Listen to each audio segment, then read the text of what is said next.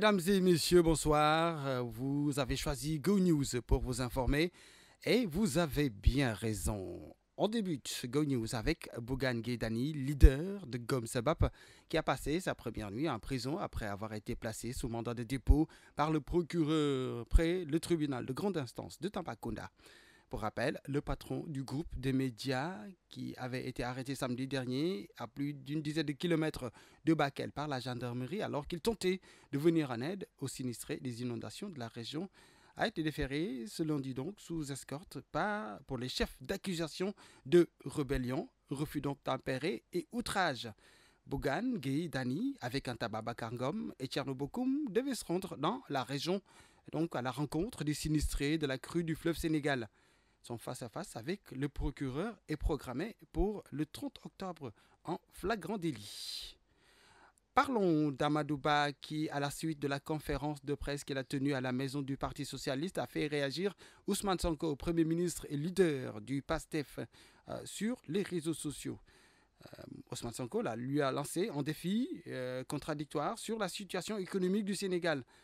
C'est vrai qu'on l'a constaté, et cela fait quelques années que ça dure. La classe politique sénégalaise est souvent critiquée pour le manque de confrontation directe entre ses principaux leaders. Un tournant pourrait donc bien s'opérer, puisque quelques instants après la conférence de presse d'Amadouba, leader de la coalition Jam ak Njeriñ, Ousmane Sonko a réagi et a proposé des joutes oratoires qui pourraient se tenir prochainement.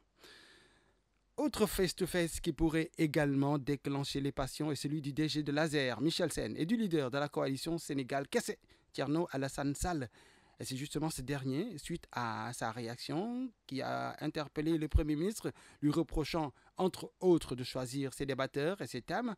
Donc a fait réagir et a fait bondir le directeur de l'Azer, Jean-Michel Sen, qui dit vouloir débattre avec Thierno Alassane Sall sur l'affaire Azer, qui suscite en lui un grand intérêt. Politique, toujours, nous nous intéressons également à cette rencontre entre Déthié Fall et Ousmane Sonko qui a eu lieu lundi 21 octobre 2024 et qui suscite moult réactions comme la probabilité d'un ralliement de l'ancien protégé de Idrissa Seck.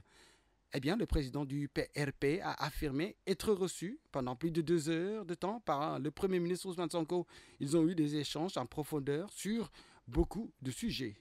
Il promet d'ailleurs d'y revenir au cours d'un point de presse le mercredi à 10h au siège du PRP, a annoncé Déthié Fall sans donner les dessous de leur discussion.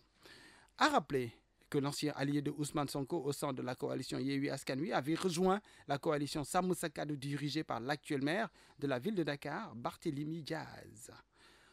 On ouvre une page économie avec l'agence de notation Moody's qui a dégradé vendredi dernier, 4 octobre 2024, la note de crédit du Sénégal, la faisant passer de BA3 à B1, une note qui indique un risque de crédit élevé.